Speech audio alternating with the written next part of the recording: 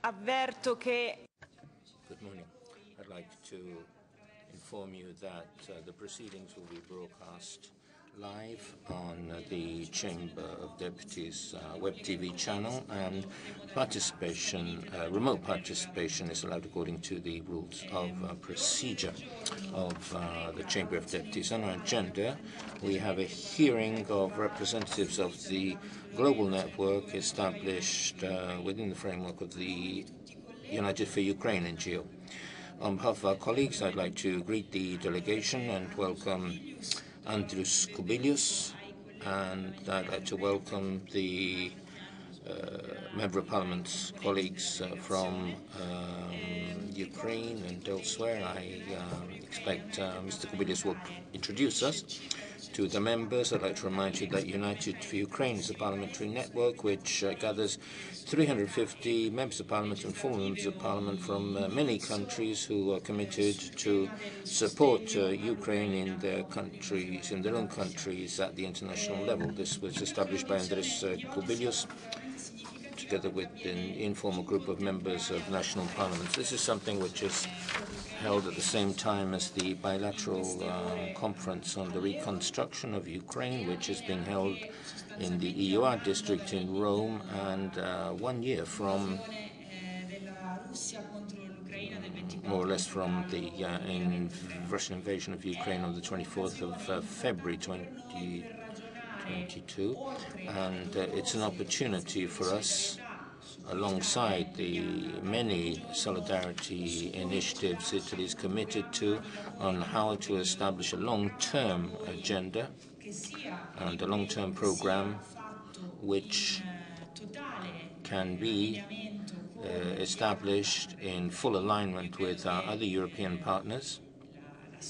I believe that the challenge of the Russian invasion of Ukraine calls for different action on the part of the European Union, and particularly requires a plan to be discussed also with our Ukrainian friends and colleagues. So it's very important to have members of parliament from the opposition and from the majority in the Rada, and today's session will be an opportunity for us to discuss a range of stages, going from the future enlargement of the European Union to Ukraine, to the July NATO conference in Vilnius, on the commitment to reconstruction which our country is undertaking currently, and the future we would like to see with regard to today's Russia, and looking to what we hope will be a different future Russia. So with this, I'll give the floor to Andrius Kubilius for an initial statement and perhaps an introduction to his members of his group, and then I'll introduce my colleagues. I suppose that you'll be speaking, and then we can alternate between statements from the two sides so that we can make this truly a session for discussion. You have the floor, sir. Well, thanks a lot, Madam Chair, and really it's a pleasure and honor for our delegation of United for Ukraine Parliamentary Network to be here and to exchange with you really views on very important issues. As Madam Chair have said, the network was established or started to be established during, on the first day of the war last year. And now we have more than 350 members from more than 30 countries all over the world, not only European Union, Ukraine, but also United States, Canada, Australia, and other countries. Usually we are doing three types of activities. First of all, of course, our major target is Western capitals. And we said at the very beginning that Ukrainians are fighting the Eastern Front in a military way. We have, our goal is what we call, political, not battles, but political influences in the Western capitals in order to really to keep Western support Ukraine on that level which is needed. And we're doing a lot of webinars on different topics. Yesterday we had very important webinar on sanctions on Rosatom. And our priority topics, of course, are weapons, sanctions, humanitarian assistance, reconstruction and recovery of Ukraine, integration towards EU and NATO, and also international justice or tribunal. Besides webinars, we're doing also our tours or trips to Ukraine, which is really very important for parliamentarians to visit, because our very clear conclusion is that parliamentarians who are visiting Ukraine from different countries are becoming really big supporters of Ukraine. So I would say that it would be very good to bring all of you, all the committee, to Ukraine. That is possible to do. And the last point, what we're doing, it's what we call advocacy trips, like we came now to Rome. Before that, we have been to Berlin, Paris, Stockholm, and then we're planning to go to Madrid before the Spanish presidency, and so on. Now, on what's on our agenda, of course, I have said all the major topics. Now we are concentrating a lot of our efforts for, integration towards EU. We see it as very important thing. We have,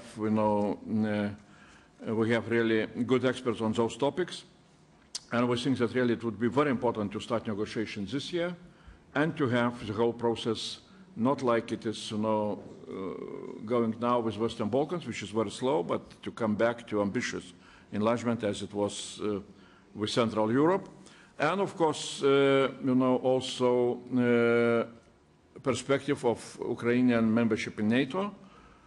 Since I am from Lithuania, and we are looking what Vilnius NATO summit can do, and we see very clearly, it would be very important to send a very clear formal message to have to produce an invitation to Ukraine to join NATO with possible ratification of the treaty, after the war. So those are topics which we are very much keen to discuss also here, because we see Ukraine issue not only as very important for Ukraine itself, which Ukraine deserves really, sovereignty, development, integration towards EU and NATO, but also we see that those issues are very important in order to bring back sustainable peace on the whole European continent. Well, I'm saying, I am specifically stressing sustainable peace, not just ceasefire, compromise on ceasefire, but sustainable peace. And that can come only with Ukrainian victory, with Ukrainian integration towards EU and NATO, which will influence much broader regions. Also, it can influence in a positive way developments in Russia itself, now in Belarus, and that is where we see, that peace, sustainable peace on the European continent can be achieved, really with a spread of democracy and European, European normality in those regions in the eastern part of the European continent, which still are very much authoritarian, and that is from where danger is coming. I will stop here my explanation, but I will introduce also the whole delegation. First of all, well, we have a very active member of our network, Madam Chair. Really, we appreciate very much your activity in our network, and thanks a lot for helping us to have this this trip to Rome. Then Ivana Klimpushchinsadze, member of Ukrainian Rada. Previously, she was Vice Prime Minister of Ukraine. Now she is chairing European Affairs Committee in Rada. She represents opposition, but as you see, there is unity among political parties. Then Vadim Galaychuk from the ruling party, servants of to the people. He's co-chairing Parliamentary Association Committee with European Parliament, a very important body. Then Juozas Olekas, member of European Parliament, also from Lithuania, but in difference from me, he is from Social Democrats. I am from EPP, so that's the whole difference. Then Madame Anna Maria Bildt, well, you know her very well. We know her as former Swedish member of European Parliament, but you know her very well as really a very strong representative of Italy.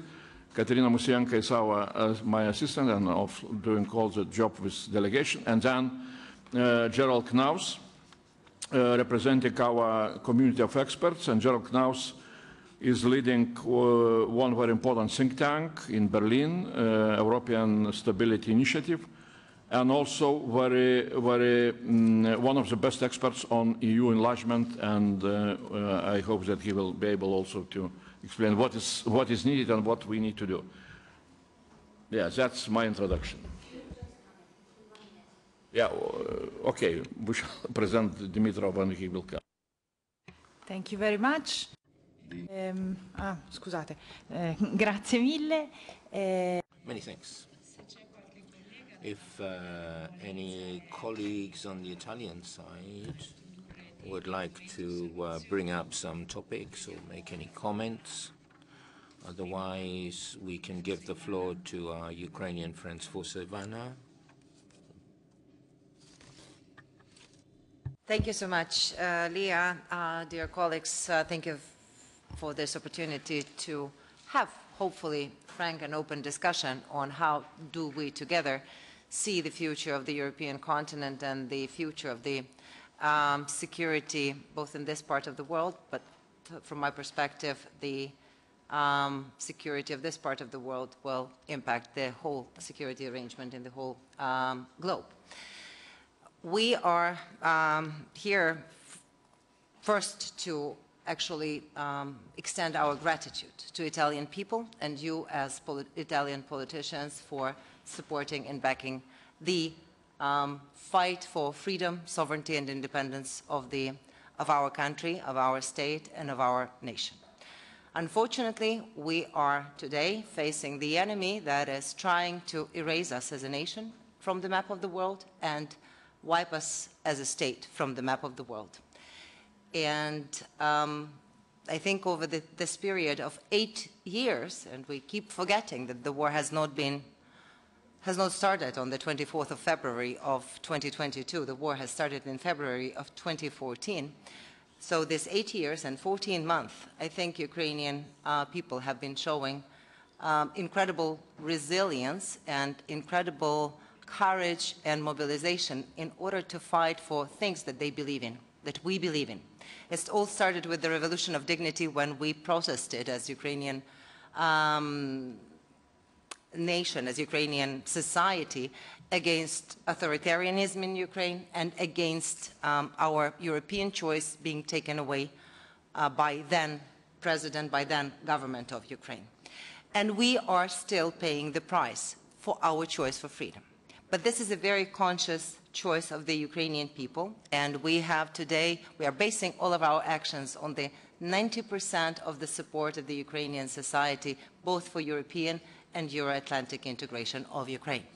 So Andrius is right when he is saying that we here are representing different political forces, but at the same time, we have very common agenda, and that is the agenda for the country to survive, for the country to win, for the country to have the future among the democratic nations in Europe.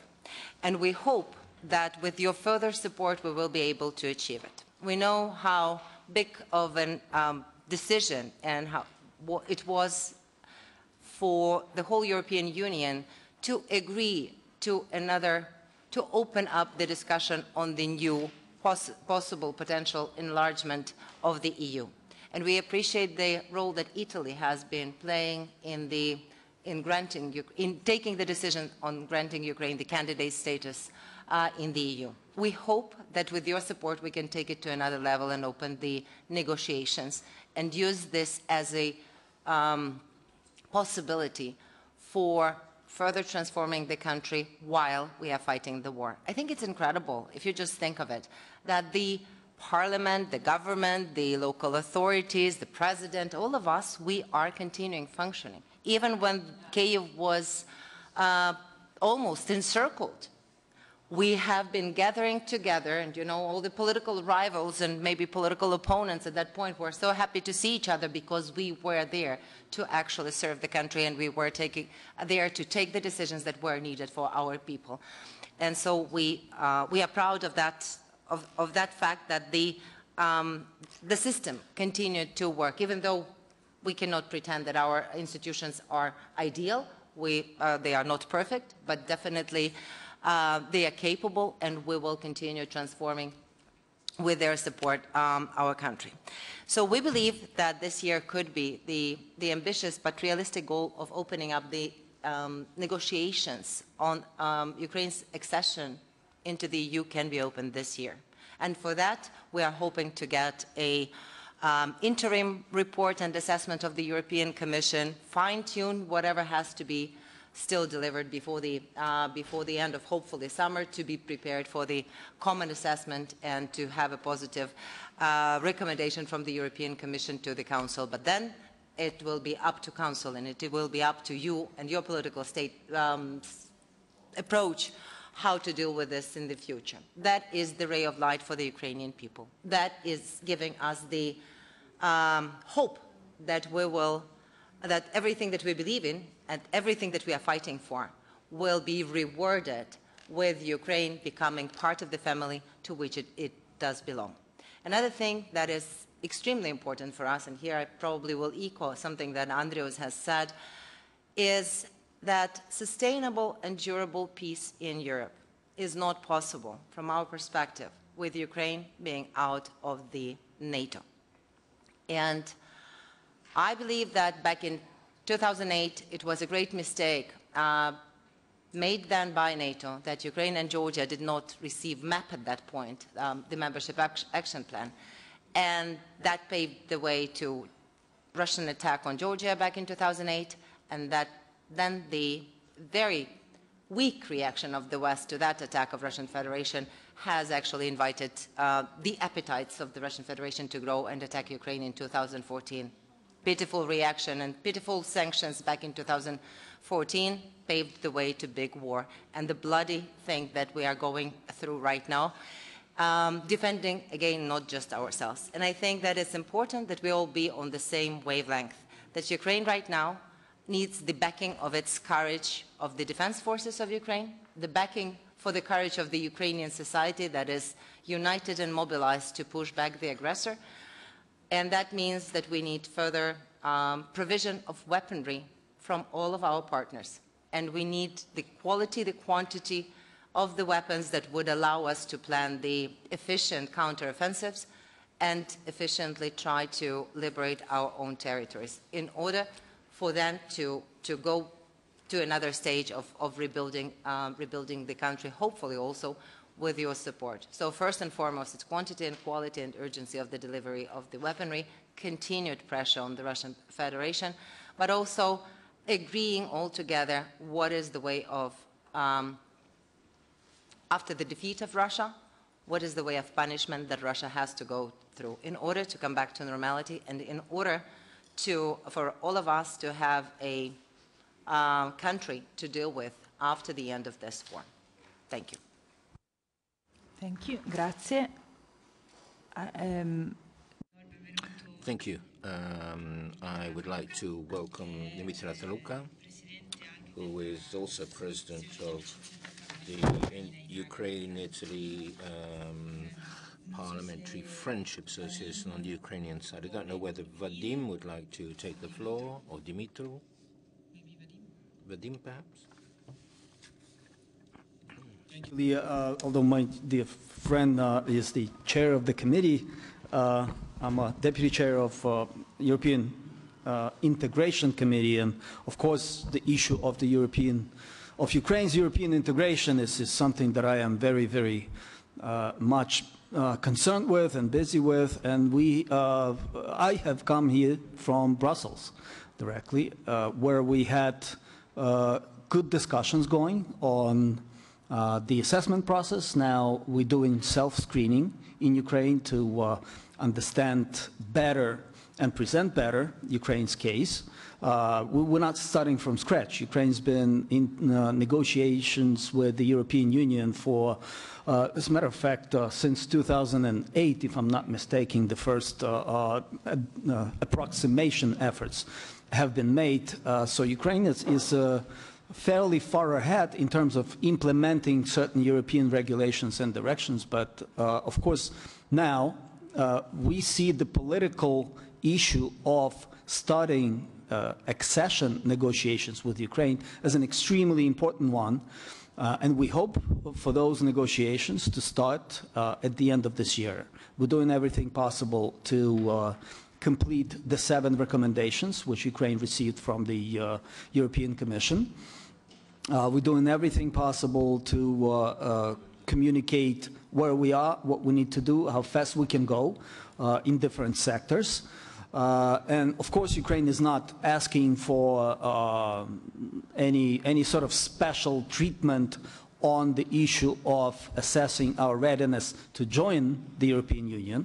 However, we do insist that Ukraine has a very special case and very urgent need to be given this clear political signal that accession negotiations should start as soon as possible, as I said, hopefully by end of this year, so that this issue is not an issue that Russia could speculate on. Because they made many attempts at, and Ivana already mentioned, since 2014, basically, when Russia tried to influence European integration course of Ukraine. So here we have to send very clear message to Russia that this matter is between Ukraine and EU member states, and we will resolve it in due course. I also want to put emphasis on the importance of the issue of responsibility, bringing into accountability, justice. Russian leadership should be punished for what they have done. They have created a mess of the international order, mess of the international law. The effect of that was something they did not intend. Obviously, I mean the Russian leadership. The hope was that world was going to fall silent, as let's face it, as happened back in 2014 when Russia attacked and seized, annexed Crimea. However, this time around, the reaction was much better, much swifter, and we have witnessed a big problem of international law and order and international organizations. We now see that in terms of bringing Russian leadership to justice, we have a big problem with the United Nations. The crime of aggression is something that can be dealt with on international order on the level of the United Nations. And it's the Security Council of the United Nations who should be making these decisions, but we see it's pretty much being paralyzed. Ukraine is now working hard with its allies, putting together different formats, which we hope will allow us in the near future to provide a structure, a pathway, if you want, to how we establish a special tribunal, because special tribunal is pretty much the only way now to deal with the crime of aggression. The International Criminal Court already prosecutes crimes of war crimes and crimes of genocide, crimes against humanity, and we're grateful to those 43 countries who have joined Ukraine's claims. We're grateful to those countries who invoked international jurisdiction, general jurisdiction rules, and we have prosecutors in Germany, in France, in other countries, interviewing witnesses from Ukraine. So we have this massive database of evidence of Russian crimes, and we should not let it go. We have everything that it takes in order to bring to justice everyone, beginning with those troops and soldiers on the ground who have committed their crimes, but again, more importantly, those in Kremlin who have given explicit orders to steal and abduct and transport to Russia Ukrainian children, to attack civilian targets, to commit crimes against humanity and genocide crimes. We're grateful for the support that we have received from Italian people, from you, dear friends. However, we now facing a very, very important task of not falling victims to what we now hear more and more often, the so-called Ukraine fatigue. This time around, we cannot allow for Russians to hold down to the territories that they have annexed in Ukraine, because that's exactly the strategy. We now hear voices that, hey, the time has come for negotiations. Unfortunately, the time has not come for negotiations. Putin is not ready for negotiations. There's nothing that we can negotiate about right now. We need to first win the war. Ukraine needs your help to win the war. And then maybe the time will come when we can start negotiating, but not with Kremlin regime the way it is structured now. So again, thank you for the support. We're looking forward to this discussion and answering any questions you may have for us. Thank you. Grazie mille. Many thanks. And to complete the first round, I'd like to give the floor to Gerard Knaus, who is an expert from the European Stability Initiative think tank, which is based in Berlin, and which deals in particular with the issue of enlargement. Considering the role Italy has and which it may play in future years in this area, I think that your statement could be of great use to understand what kinds of initiatives we can undertake. Thank you. Molto grazie. Thanks a lot. Let me just add to what our Ukrainian friends have said one very concrete idea. I mean, a lot of people, I'm based in Berlin, I travel around Europe a lot of governments in Europe question, is the European Union ready to enlarge, especially to a lot of new members? We have countries in the Balkans, we have Moldova, we have Ukraine. And they're asking these questions in Berlin, in The Hague, in Paris, and I'm sure here in Rome. The risk that we run if we do not give a good, realistic and constructive answer is that we end up with an enlargement process like the one we have with Turkey or the Balkans. Turkey negotiated since 2005. The Balkans are negotiating, in fact, Serbia more than 10 years, North Macedonia as a candidate since 2005. Europe is losing influence in those countries. These countries are not catching up. In some ways, when it comes to the rule of law, they are moving back. So how, at this moment, can a country that is a founding member of the European Union, like Italy, help provide an answer that convinces the Dutch, the Germans, the French, and your own voters? And one idea we discussed a lot with Andrius Kubilius, and it's also been picked up by President Zelensky, is that we should Europe can give a strong signal as soon as possible that when Ukraine meets all the criteria which are assessed every year by the Commission in its regular reports, and the Commission is very, very tough. I can share with you the last assessments where the Commission assesses, how far Ukraine is in each field to meeting EU criteria.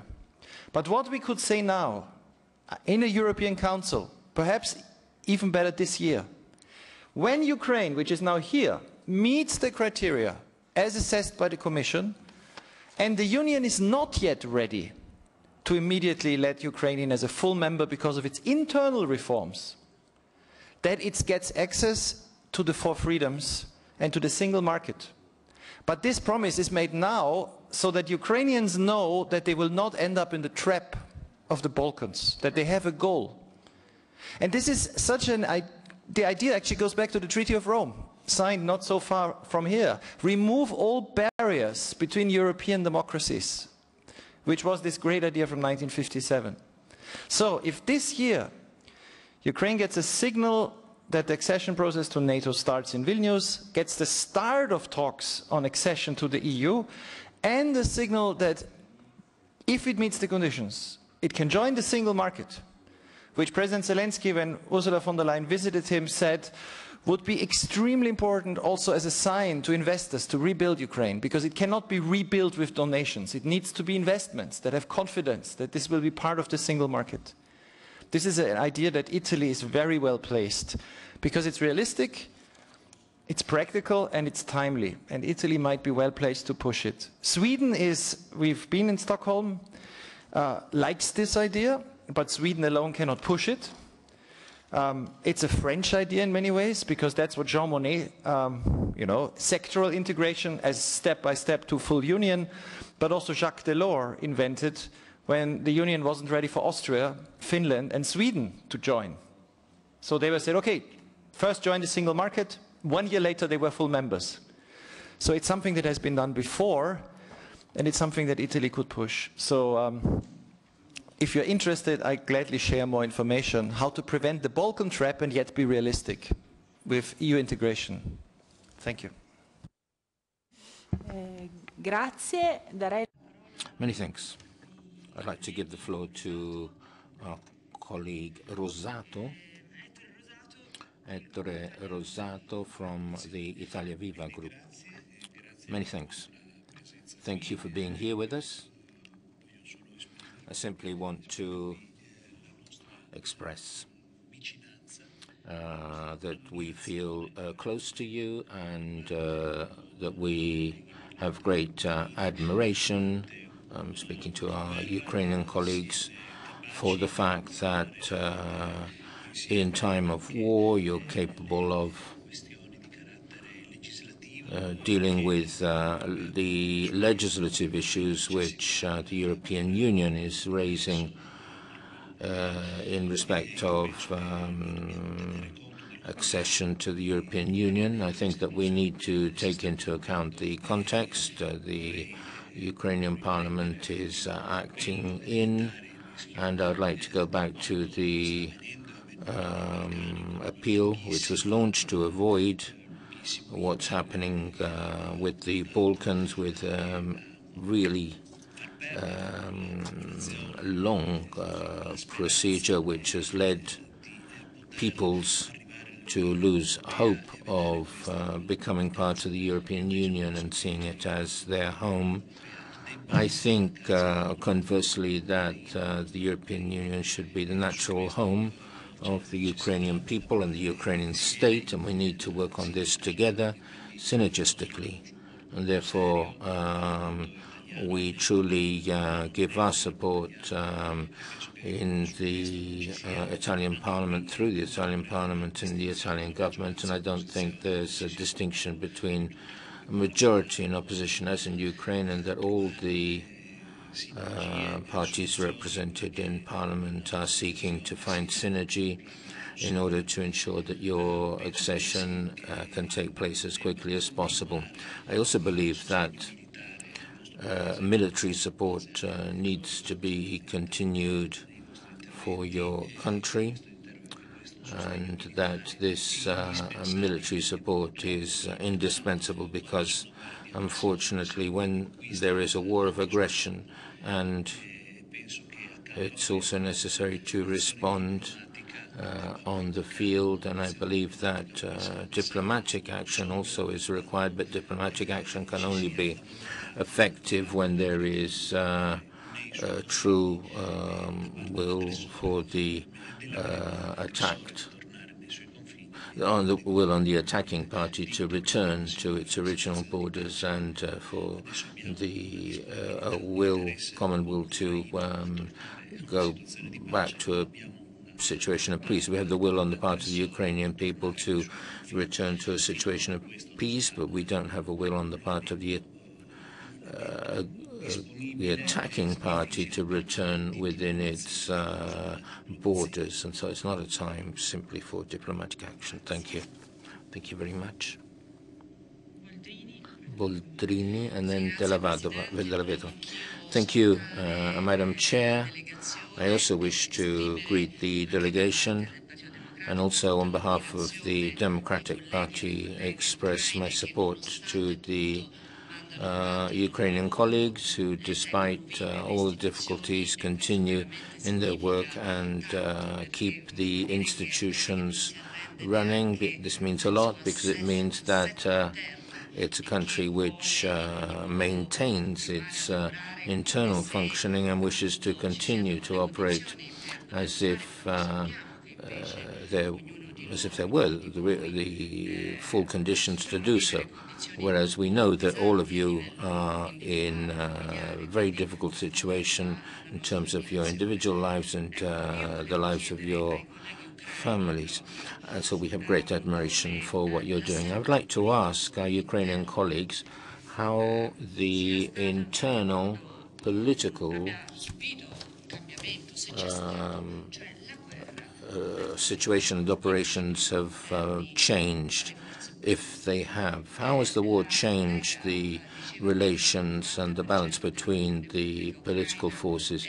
Colleagues said 90% of the Ukrainian people supports the president and is supportive and wants to restore the integrity of the country. I wanted to understand internally what is the relationship between majority and opposition? Have they found a common fact? Have they found a glue in order to be able to work together? There are always people who can take advantage, even of wars, in order to obtain internal political advantage. So I'd like to know what was happening there. With regard to the European Union, it's true that in the Balkans we've taken a lot of time, but we know that in the Balkans the accession is the only hope of these countries in order to move forward. Dayton put an end to the war in the Balkans, but we know that in at the Dayton Agreement it established an impossible political architecture which does not allow the individual components of the federation, the individual states of the federation, to have any future development, future production. Dayton was supposed to be an agreement for a short time. It was considered that another system would be applied. The reason why this still holds, despite all the difficulties, is because there's the prospect of accession to the European Union. In Serbia, we know that nationalism is increasingly heated, and then we have the Republika Srpska, who wants to exit the federation, with Russia, which is always acting behind the scenes. If this has not yet exploded, because they still have this goal of entering the European Union, so we know this is very important. And we also know that if in Turkey the elections go well, from my point of view, and I take my responsibility here, if the united opposition to President Erdogan prevails, a different dialogue will commence, because parliamentary rule will be re-established, rights will be re-established, political prisoners will be released, the minorities will be able to exist without the threat of being imprisoned. Yesterday, in fact, another group of lawyers and human rights defenders were arrested in Diyarbakir, in the Diyarbakir region in the Kurdish area. So we know that if the Ukraine will certainly need to be part of the European future. It cannot be an immediate step, but we have to understand that, because there are certainly conditions which have to be complied with, and it is right for them to exist. Erdogan's always had contempt for the European Union, never accepted the conditions which the European Union requested. So the situation is something which depends on both sides. It's not just the European Union has taken too long. Perhaps on the other side there's also be a reluctance to respond to the criteria of the rule of law, which the European Union quite rightly considers to be a beacon. So I have great confidence in the future. I believe this war should end as soon as possible. We need to re-establish a dialogue. I think that we need to establish a window of opportunity, even though this seems impossible, even this seems difficult, even if the two sides cannot talk to each other. Currently, somebody else has to prepare the ground in order to establish the conditions for peace to be achieved. It's not something which can occur overnight, and I believe that the international community, the European Union, first and foremost, has the duty to establish those preconditions and has to open up this possibility which so far has been shunned because those of us who've been involved in international negotiations or who've operated in international affairs, we know that peace can be found through political and diplomatic action. We know that peace can be obtained around a table, and thinking that this cannot be achieved for Ukraine is, in my opinion, an unrealistic consideration. So I hope that this dimension is opened up and that Putin is called to respond for all, to answer for all his crimes, crimes against humanity and the war crimes, and the International Criminal Court has already begun a procedure, and I think this is something which gives a very clear signal.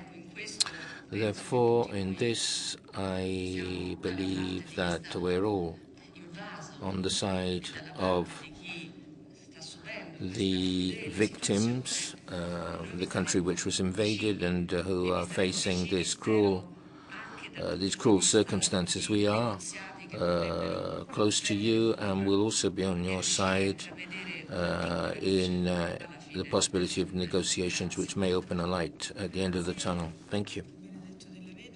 Benedetto della Vedova from Più Europa, More Europe. I also wish to thank the United for Ukraine delegation, in particular, our colleagues from the Ukrainian Parliament. And I also wish to repeat our admiration for the ability Ukrainian democracy has shown to continue to operate in line with the principles of the rule of law, even in the difficult circumstances they were placed in because of Putin's aggression.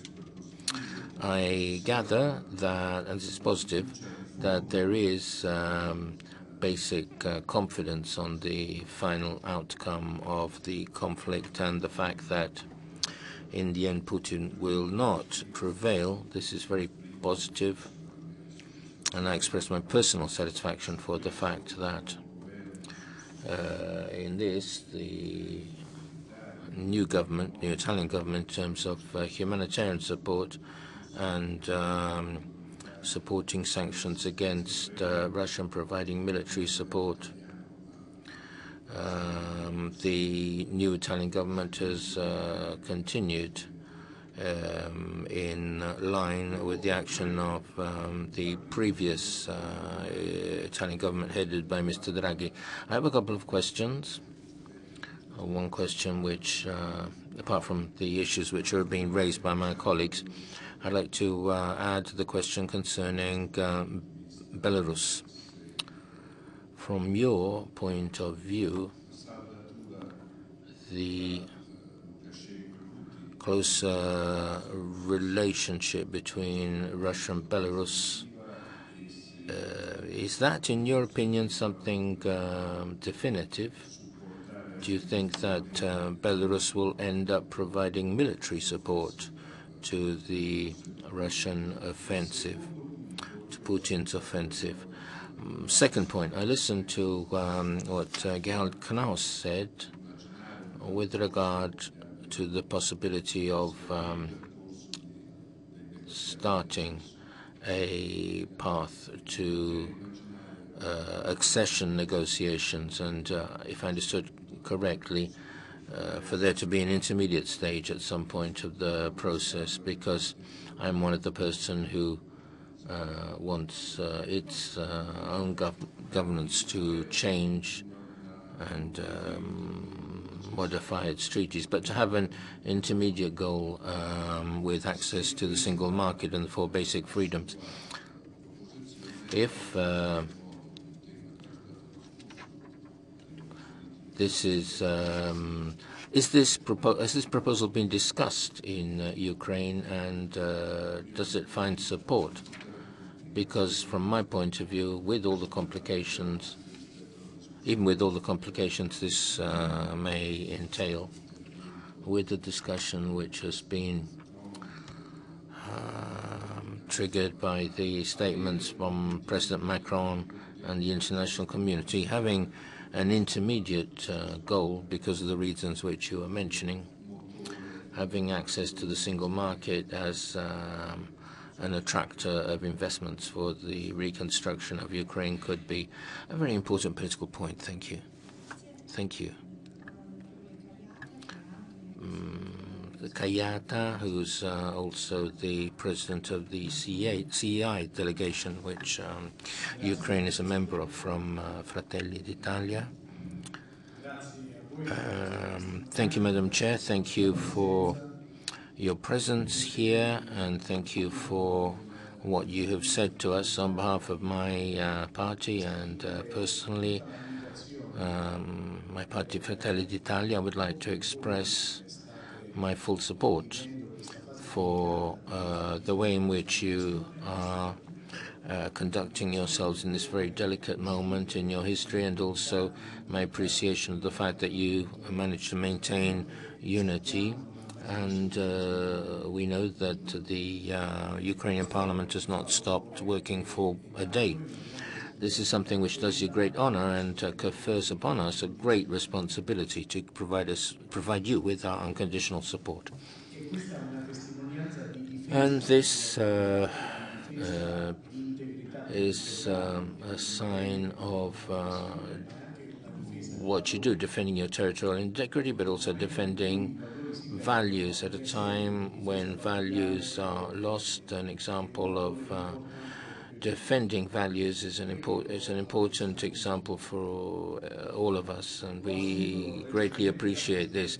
Recently, I became chair of the Italian delegation at the Central European Initiative, and I believe that today this takes on particular important significance. An organization which 20 years ago was established with the goal of integrating all the countries of the Balkans as far as Ukraine into the European Union, to provide them with support in order to accelerate their accession. I think that the role was established 20 years ago has become even more important than in the past, and also agree with what's been said, that we have a duty to accelerate this accession procedure. We need to speed this up in order to protect the country from initiatives from other powers, and we have to do this quickly in order not to see a decline in the interest of becoming part of our area, and therefore willing to give us all the support we can, also in facilitating all forms of dialogue with the European Union in order to allow you to achieve accession as quickly as possible. And as my colleague was saying, if there are ideas we can develop with intermediate stages of integration, we'll be very interested in listening to them. One final point: we believe in peace, but we believe in a just peace, a sustainable peace, and in a lasting peace.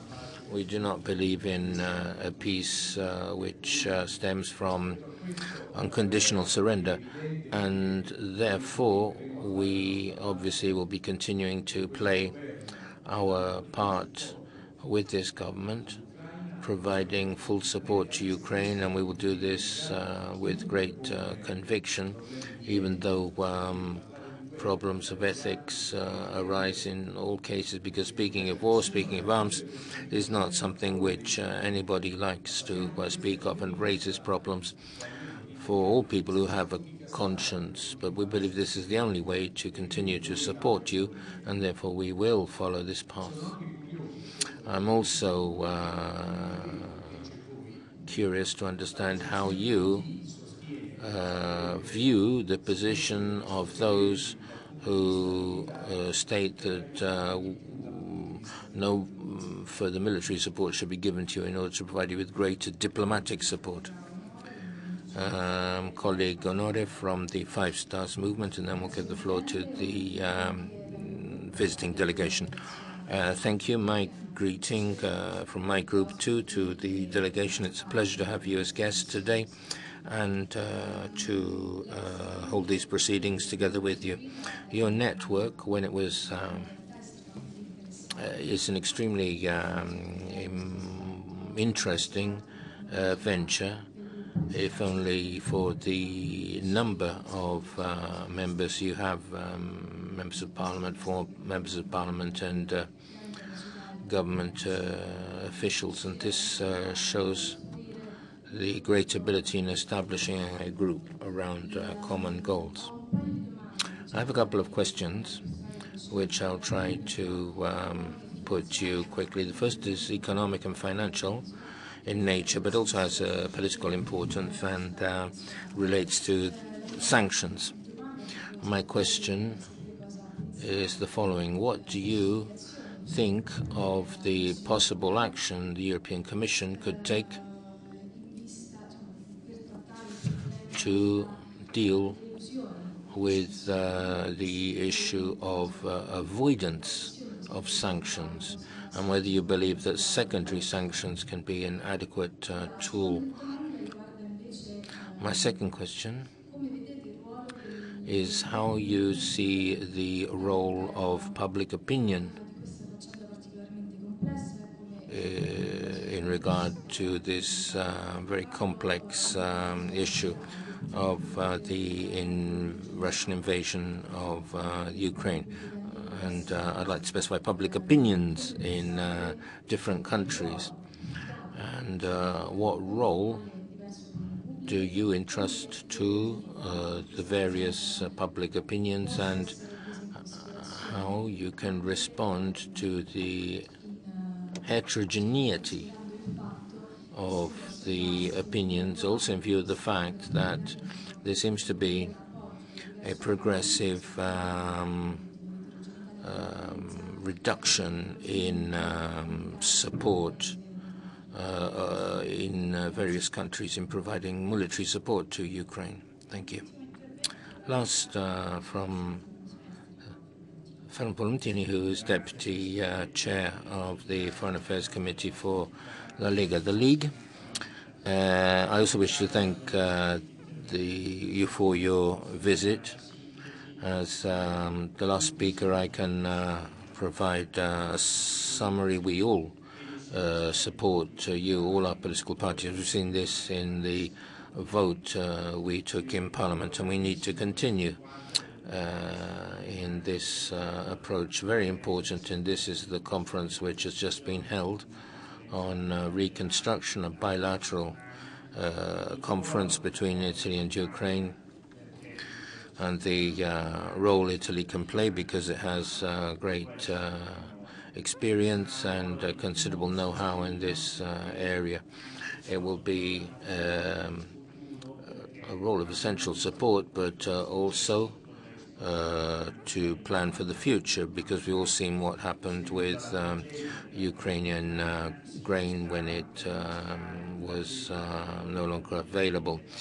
Was about to trigger tragedies from the Middle East to Africa and even further afield. And for this, what Minister Salvini said as Italian Ministry for Infrastructures with regard to support for infrastructure, logistics infrastructures in Ukraine to allow it to continue to export. Turning to geopolitics, the call between Xi Jinping and President Zelensky has just taken place. How do you interpret that? And how do you judge the appointment of the Ukrainian ambassador in China? We know that peace must be a just peace. It must be a peace which does not cause this war to start up again after a few months. In order for the peace to be just, Ukrainian democracy has to be defended, and territorial integrity and borders have to be defended. But is this to the advantage of China, in your opinion? What does China really want, in your opinion? Many thanks. I don't know who would like to start from for the replies. Dimitru. Grazie mille. Volevo prima di tutto ringraziare tutti. Many thanks. First of all, I'd like to thank you for your support, which has been unconditional over these 14 months. It's been very important support for all of us, and we greatly appreciate it. I'd like to say that I've just come from the conference on reconstruction in Ukraine, and the Deputy Prime Minister, Tajani, said the following. The phase of reconstruction is beginning now, and we must be in the front row of reconstruction. And I'll continue in English. This is the thought that has been shared by Vice President of the Council, Salvini, by the Ministers Urso, by the Minister Giorgetti, and by other participants from the Italian side, that the reconstruction should start now, and Italy should be in the first row of this reconstruction process. Now the question is, can it start now, even when there is war going on? And this was precisely the main topic, the elephant in the room of the whole conference. We believe that it can. Moreover, it already started in a way. We have a number of Italian companies starting projects in Ukraine. An Italian architecture company, Nazione Verde, which agreed to reconstruct a bombed university from Kharkiv that has been relocated to Uzhhorod, is in the west of Ukraine. Another Italian company that is now doing a partnership with the Ukrainian railway, and so on and so forth. But the full-scale cooperation will of course happen when there is this pace giusta that everyone is talking about. Now, what is giusta? Giusta means that for us, if somebody has stolen from you, it is just to get it back what's yours. What we want to do is to push Russia, not Ukraine, Russia, back to its internationally recognized borders. Because our borders were never changed, and nobody ever questioned our borders. Russia changed its borders deliberately, taking advantage of the Ukrainian territory. And this is what we consider unjust. For any country to think, we don't have enough space, or we don't have enough resources. We just want to move our border further and tell everyone that we consider it to be proper. We don't care about any rules, we don't care about any norms, we don't care about any conventions. This is precisely what is happening in Ukraine, and not just in Ukraine, what was happening back in the days in Chechnya, Moldova, Georgia, and so on and so forth. So for us, la pace giusta is to get back to the borders of 1991, to get Russia back there. And that would be the moment when we could start talking about the full-scale reconstruction. And because Ukraine has very much to offer. And of course, it is a tragedy. And this war is a big humanitarian tragedy, big humanitarian loss. Believe me, we are probably the ones who want this war to end as soon as possible. If it could be possible, we would end it tomorrow, maybe even in an hour. But it is impossible because we won't feel safe until the Russian current political regime is in place. And I don't think it's just us. I think it's all those countries who have voted in the European Parliament on the recognition of the Russian political regime as terrorist, who have voted in their national parliaments designating the Russian political regime as terrorist, and who would simply not accept Putin being further on in his office, because if you mentioned that he should face responsibility and he should face court, the question is, with whom should we start the negotiations? with a terrorist or with a criminal. So here is a paradox, and we want to solve this paradox. We want the Europe to be united around the so-called Putin policy. We want everyone to rally behind the idea that this leader of Russia has gone too far. There was a common policy on such leaders. I can mention Milosevic, I can mention Bashar Assad, I can mention Gaddafi, I should mention Hitler, I don't know. I can mention every dictator in the world who has been commonly and generally regarded as evil. For some reason, for the moment, it's still not the case with Putin. Nevertheless, regardless of every horrors that have been done on the territory of Ukraine and other countries. And for this reason, we need your further support to put this war to an end. The faster, the better, of course, true for us, because we are losing the most precious things we have, human lives that should not end their lives like that. But they choose to give their lives for the freedom of Ukraine, for every inch of Ukrainian territory. It was their deliberate decision. And I think this might be the deliberate decision of any citizen of any country who respects its territory, its history, and its nation. So this would be, sorry for a very long answer, but finishing up and ending up, touching on the questions of the sanctions. I think they were efficient, and we have seen the results. The thing that is called stalemate right now in Ukraine, right, is precisely also the result of the sanctions. Russia is not able to advance not only because of the poor military decisions, but also because of the lack of the resources. And the lack of the resources is a direct result of the efficiency of the sanctions. For that reason, yesterday the President's office has published the second package of sanctions, 2.0. I invite you to consider them, please.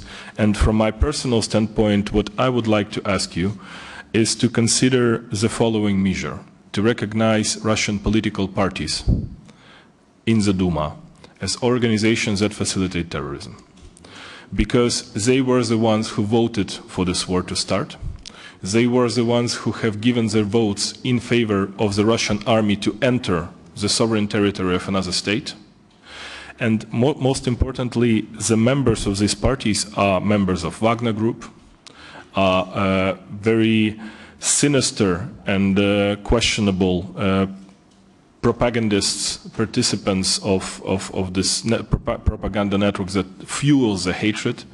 And more importantly, those are directors of universities, school principals, directors of state-owned enterprises, governors, mayors, all those people who get to decide on the counting of the votes when it comes to the elections.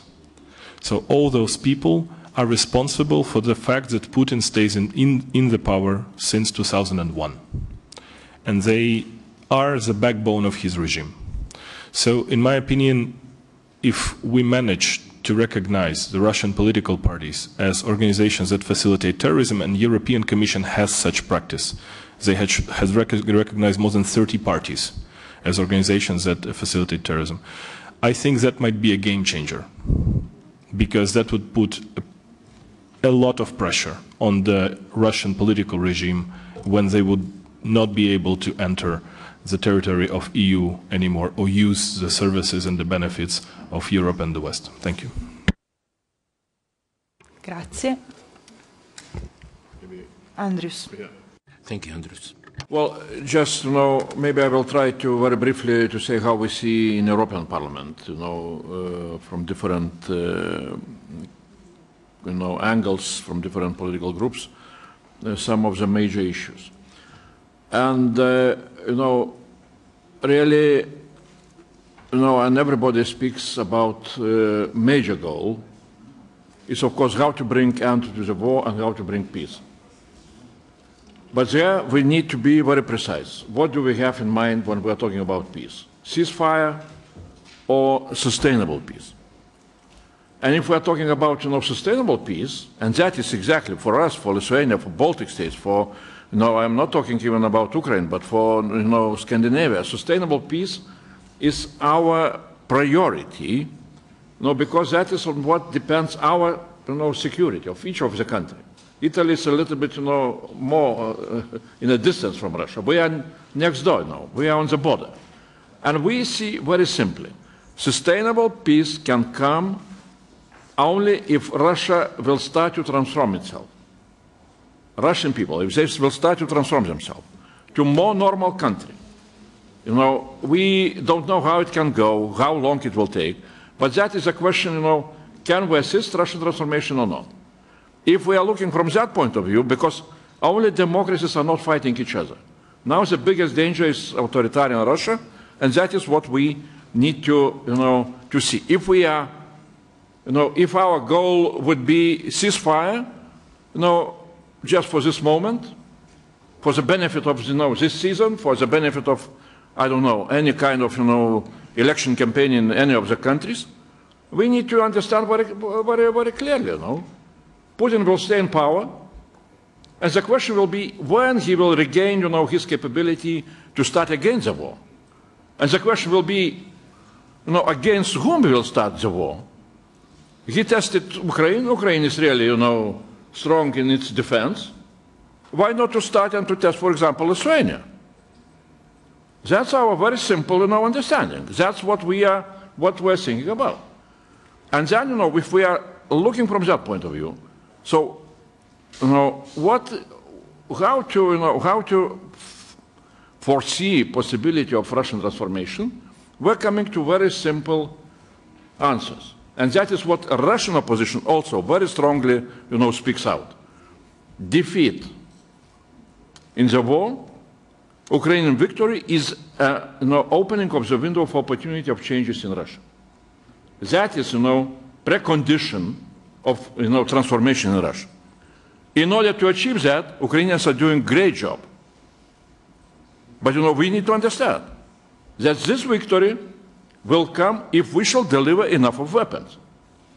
It depends very much on us. So sustainability of the peace depends on our ability to deliver weapons, or to implement even harsher sanctions. And we know some of the sanctions really are starting to work, to do their impact, For example, price cap, which was, introduced by EU and G7 on oil, now diminished during January Russian budget income by 46% if to compare with the income which Russia was getting from oil last January, even before the war. So that is where we need to see what is needed to be done next. And then, after the victory of Ukraine, what is needed in order really to see this more general picture? Of course, tribunal to Putin, which is, which would bring clearly, picture to Russian people what their dreams to restore empire, what kind of crimes that brought. And second, is of course again Ukrainian membership in EU and NATO, because that would send to Russian people very simple signal: Ukraine is gone. Ukraine is gone, and forget again about your imperial dreams. We need to assist Russian people to forget about their imperial dreams and to start to look into possibility to have a normal country. So that is where, the whole picture of what we need to have in mind when we're talking about Ukraine and what kind of peace we need to try to achieve, very much depends also on our side, on EU side, on the Western side. And here again, I can repeat, Italy always was playing very important role, is playing important role, and can play very important role, because what is lacking now on the Western side, really much more clear vision of how to bring sustainable peace on the European continent back, and and what kind of policies are needed in order to achieve that. So one thing is what Ukrainians are doing and how they're defending their own sovereignty and the future. But another thing is what we are doing. And that is why we are, coming here, trying to speak out And we are ready to bring all the committee to Ukraine, and then you will become members of United for Ukraine network. Grazie Ivana, poi Anna Maria. Noi abbiamo 7 minuti, perché poi abbiamo un'altra seduta di commissione. We have 7 more minutes to go. Before you leave, very briefly, political life in Ukraine. Obviously, with the start of the full-scale invasion, we all set our internal differences aside and we all united around one goal: to free our country, to fight for our country, to ensure that we have the future for our Ukrainian people. So, therefore, I don't see, any differences in our agenda of colleagues representing majority and myself representing the biggest opposition party in terms of making sure that Ukraine needs additional weaponry, in terms that we need our future in EU, in NATO, that we continue on sanctions. We want to establish the tribunal, the special tribunal for the accountability and so on. Obviously, there are some differences with the tactical things, how we want to achieve this or that goal. But we are very much hoping that basically our victory over Russia will bring us back to restoration of the sometimes heated debate in the Ukrainian parliament, or heated debate in the Ukrainian, among different groups in the Ukrainian society over those things that we might disagree on. We are fighting also for our right to disagree and come back to, and come back to normality for the political life in Ukraine. At this point, we are definitely self-censoring ourselves in many things, and that's, I think, also probably adequate reaction to the risk and challenge that we are facing right now. So, therefore, there are some disagreements, there are some debates, but I think most of them are on specific tactical things, how to achieve this goal. And I think it's just normal for the country that is trying to fight autocracy. Very briefly, with regard to the war ending as soon as possible, echoing what Dmytro was saying, I think there is no nation in the world that wants peace more than Ukrainian people. There's no one.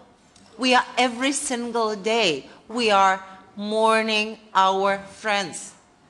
It's been, we are dealing with the, with problems of people who have lost their health, their homes, their hopes, their loved ones.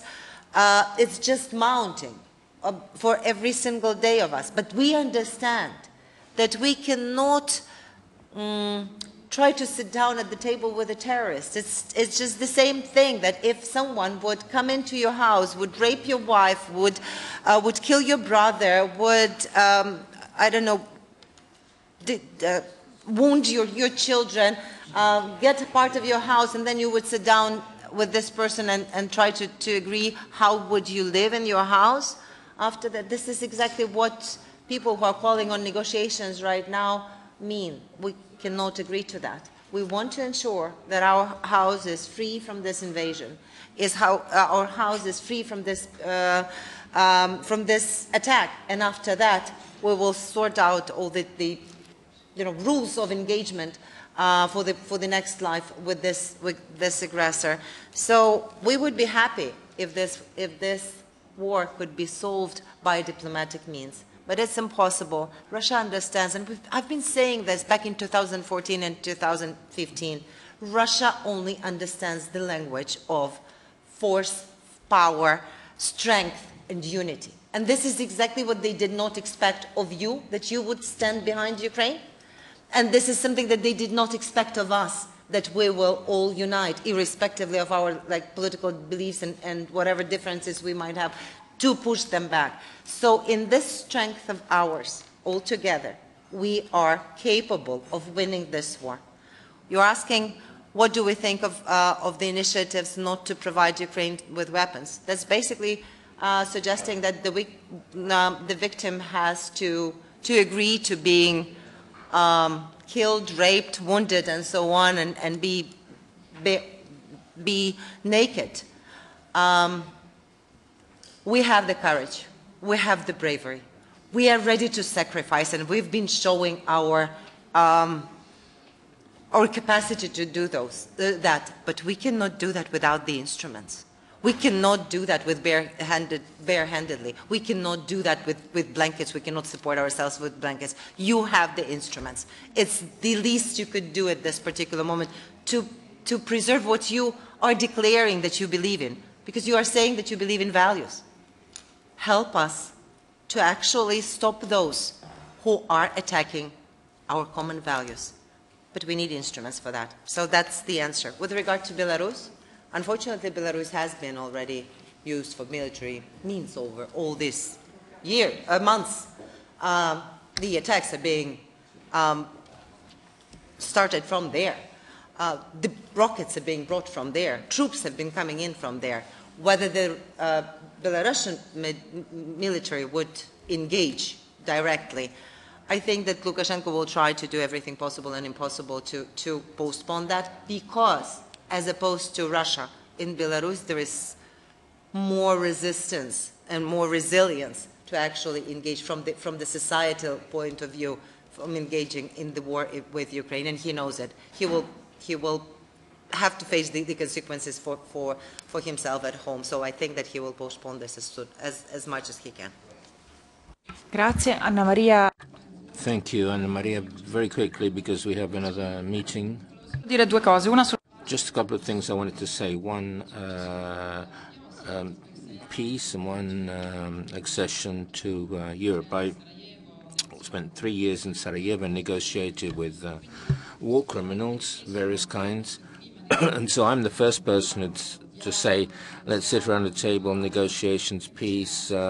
But no, I'm here to say the road to peace is to provide Ukraine with more arms. It's difficult for me to say this, but we need to explain this to the Italian people and to the European people. The road to peace is to provide more arms to Ukraine and to ensure they're trained to use them, to give the arms they need immediately.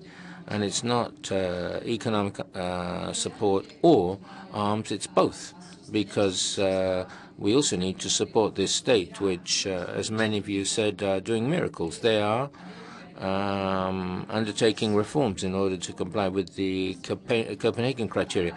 Under the bombs, it's very difficult for me as an Italian. I'm very glad that Italy is supporting Ukraine, and I'm proud of that, but there is a lot of pacifism and fake pacifism in Italy, which scares me. I don't want to generalize, but if you look at the TV every evening, you can see this. This is something which gives us lots of responsibility, because does it mean let's sit down around a table and say, oh, okay, Crimea is obviously Russian.